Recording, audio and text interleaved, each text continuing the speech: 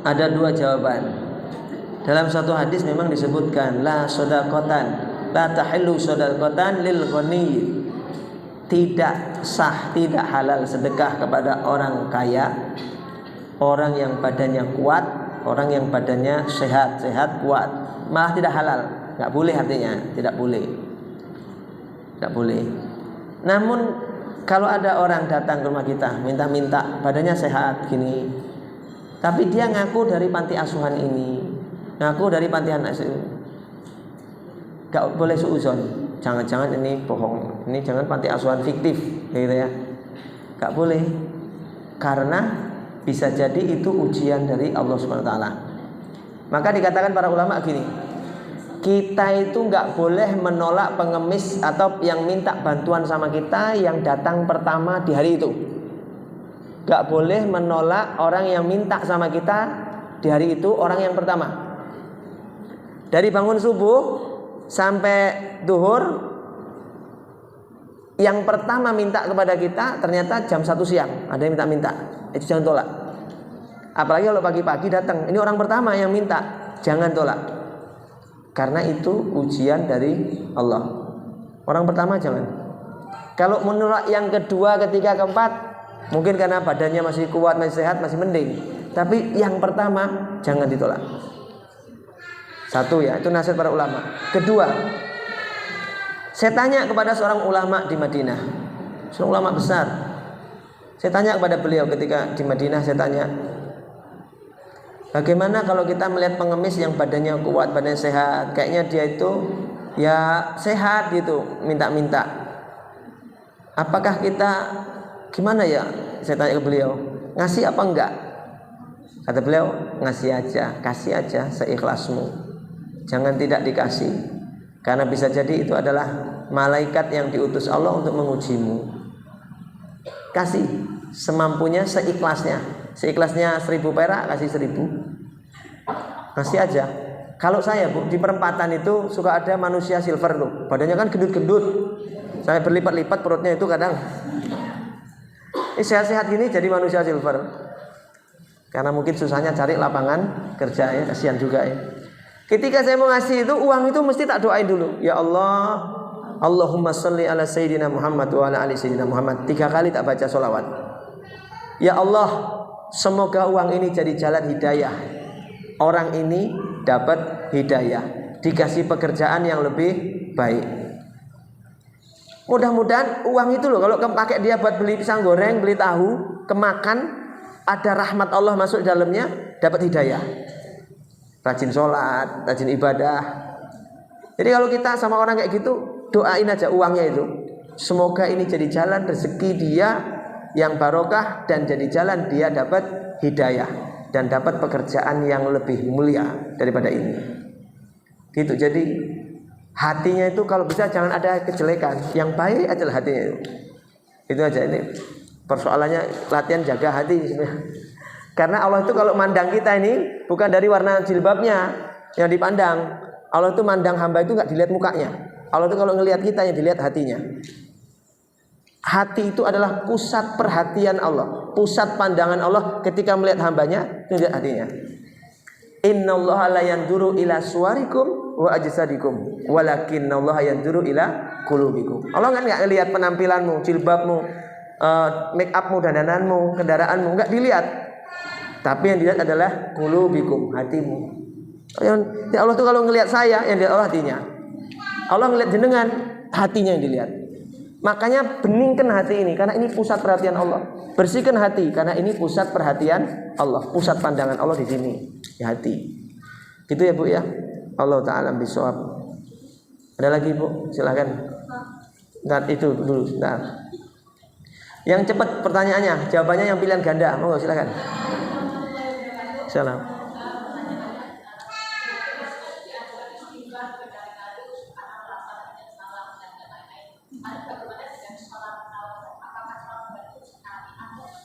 Baik, apakah sholat taubat sekali atau berkali-kali? Gini Bu, dosa itu ada dosa kecil, dosa besar. Dosa kecil itu pengampunannya dengan perbuatan baik. Innal hasanati yuzhibna sayyiati. Perbuatan baik itu akan nutup kejelekan. Kita duduk di majelis ini selain dapat pahala, juga menyebabkan terhapus dosa-dosa kecil kita. Walaupun kita nggak istighfar loh, terampuni dosa-dosa kecil kita karena kita melakukan perbuatan baik. Tapi kalau dosa besar, diampuninya kalau dia tobat, baru dosa besarnya terampuni. Nah, taubatnya apakah berkali-kali atau satu kali? Tergantung. Kalau dia melakukannya berkali-kali, ya setiap dia melakukan dosa dia nyesel, dia sholat tobat. Besok jatuh lagi, sholat lagi, tobat lagi. Dosa lagi, ya besok sholat lagi, tobat lagi. Sampai kapan? Terus, jangan sampai putus. Hubungan kita dengan Allah tuh jangan diputus dengan bisikan setan. Ah, udah nggak usah tobat sekarang, nanti aja ditunda bulan depan, atau nanti pas Ramadan sekalian tobatnya dirapel. Itu bisikan setan. Atau gini, percuma kamu sholat kalau kamu masih zina, percuma kamu sholat kalau kamu masih gini, percuma. Itu bisikan setan supaya apa? Kita tidak nyaman dengan Allah, supaya kita merasa tidak percaya Allah itu maha pengampun. Jadi kalau ada bisikan setan gitu, jangan tergoda, terus tobat, jatuh terus, terus jalan walaupun harus merangkak menuju Allah. Bahkan dikatakan dalam sebuah kisah masyhur di kalangan para ulama, ada seorang perampok, kerjaannya ngerampok, tapi dia ini ngerampok rajin puasa Senin Kamis. Lucu gak Bu? Perampok tapi rajin puasa Senin Kamis. Hanya orang yang dirampok tanya, Anda ini perampok tapi ngelihat makanan gak dimakan? Saya puasa Senin Kamis. Loh, kok bisa Anda ngerampok puasa Senin Kamis? Memang saya bejat, saya akui saya pendosa besar, tapi saya tidak mau meninggalkan semua yang diperintahkan Allah dan Rasulnya. Hanya amal ini yang bisa saya lakukan dan saya berharap ditolong dengan amalan ini. Sekian lama, sekian tahun gak berjumpa nih, berpisah dengan perampok ini. Ketemu di mana? Ketika tawaf di Ka'bah. Perampok ini sedang tawaf. Ditanya, loh, bukankah engkau dulu perampok yang pernah ngerampok kami? Katanya, iya, itu dulu, tapi saya sudah bertobat. Loh, kok bisa? Kenapa? Puasa Senin Kamis saya itulah hubungan saya dengan Allah. Tali yang tidak akan saya putuskan dengan Allah. Sebejat apapun saya masih punya tali sama Allah, yaitu puasa Senin Kamis. Maka walaupun kita ini ahli maksiat, jangan tidak beramal sama sekali. Punya amal yang tetap harus punya diistiqomahkan sebagai penyambung kita dengan Allah Subhanahu wa taala. Gitu ya Bu ya. Kecuali gini, dosanya dulu zina sekali misalnya, atau dulu pernah melakukan perbuatan maksiat sekali, hanya sekali toh. Pengen tobat, ya tobatnya, sholat tobatnya sekali. Jangan tiap malam sholat tobat terus, sudah kan sudah dulu sudah bertobat. Gitu aja. Tadi Ibu ya depan ini kok banyak yang nanya. Ya Bu, silakan. Udah habis waktunya katanya. Nggih. Surga yang Allah janjikan untuk orang yang bertakwa itu surga yang dulu disediakan Nabi Adam. Oh, baik. Terus sama apakah Nabi Muhammad pernah Baik, bagus pertanyaannya. Tak kira ngasih tahu waktu sudah habis. Ternyata pertanyaan juga isinya ini. Apakah surga yang nanti untuk kita sama dengan surganya Nabi Adam alaihissalam? Para ulama ada dua pendapat. Yang pertama mengatakan sama, yang kedua mengatakan beda. Alasannya beda apa? Gini. Dalam Al-Quran istilah kebun itu jannat. Jannah itu juga kebun. Jannah juga bermakna surga. Ketika Nabi Muhammad diciptakan di jannah, ada yang memahami jannah itu adalah satu kebun yang indah, kebun yang penuh dengan air, buah-buahan segala macam. Maka jannah ini adalah kebun di surga, sebuah tempat di dunia, tapi seperti surga. Sebuah tempat di dunia seperti surga. Itu yang pertama. Jadi mengatakan beda. Alasan beda kedua, kenapa? Di surga itu nggak boleh ada pelarangan-pelarangan. Kita ini bebas mau ngapain aja. Tapi kenapa di zaman Nabi Adam ada pelarangan? Kamu boleh makan apa saja, wala taqraba hadhihi syajarah. Yang nggak boleh makan buah kuldi. Loh, kok di surga ada pelarangan? Surga itu tempat yang tidak ada lagi pelarangan. Berarti menandakan surga ini tempat yang berbeda. Dua, tidak mungkin tadi saya katakan setan masuk surga, mungkin nggak? Nggak mungkin. Kenapa di zaman Nabi Adam ada iblis, setan bisa masuk ke dalam surga, bisikin ganggu mereka? Dari mana ceritanya kok bisa iblis setan masuk ke dalam surga, goda ibunda Hawa dan Nabi Adam? Maka aneh, surga kok bisa kemasukan iblis? Oleh karena itu dikatakan surganya Nabi Adam tidak sama dengan surga kita nanti, tidak sama. Yang kedua apa tadi? Kalian. Apakah Nabi Muhammad pernah marah? Nabi Muhammad itu marahnya bukan atas dirinya. Marahnya Nabi karena agamanya dilanggar, syariatnya dilanggar, Nabi marah. Kalau hanya perkara dirinya, Nabi nggak marah. Satu hari Nabi lapar, pulang ke rumah lapar betul. Siti Aisyah istrinya udah nyiapkan roti gandum, dan disiapkan roti. Nabi belum sempat makan, baru duduk, baru siap-siap. Roti di meja itu belum diambil sama Siti Aisyah. Kambing itu sudah masuk rumah Nabi, kambing tetangga. Makan rotinya Rasulullah. Wedus, sondesip, masuk ke rumahnya Rasul. Makan rotinya Rasulullah.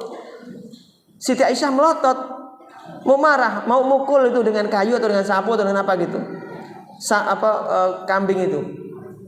Kata Nabi apa? Ya Aisyah, la, jangan ya Aisyah, jangan ya Aisyah.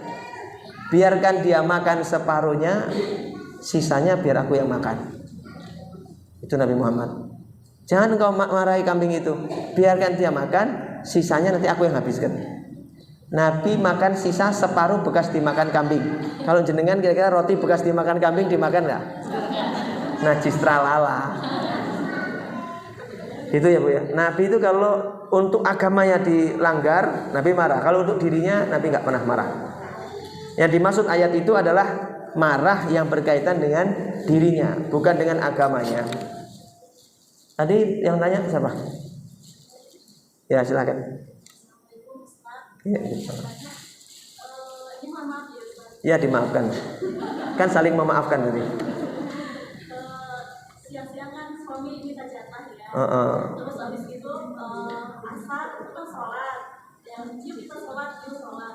Habis itu sholat mau mandi sore 5:30. Baru ingat, oh iya ya tadi kan gitu kan. Terus padahal sudah sholat asar. Sudah sholat asar belum? Sudah sholat, kelewat lupa, lupa. Ingatnya 5:30. Iya, terus mandi, terus baru ingat mandi. Oh iya ya tadi kan gitu ya. Terus dia udah mandi. Saking nikmatnya lupa.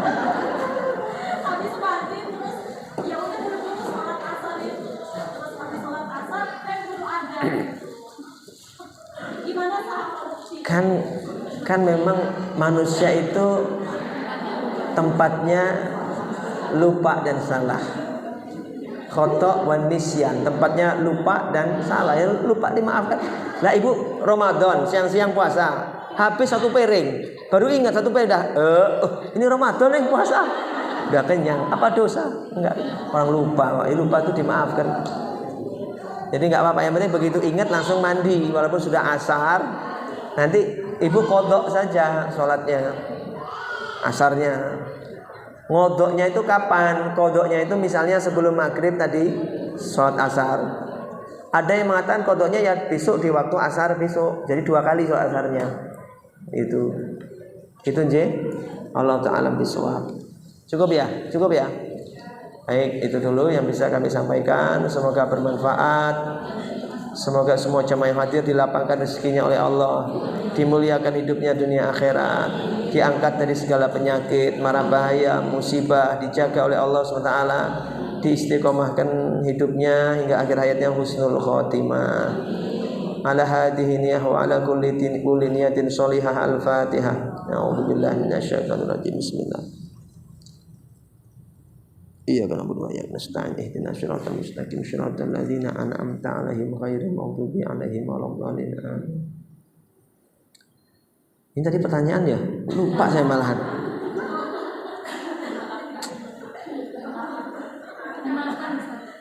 Enggak perlu dibaca jadi.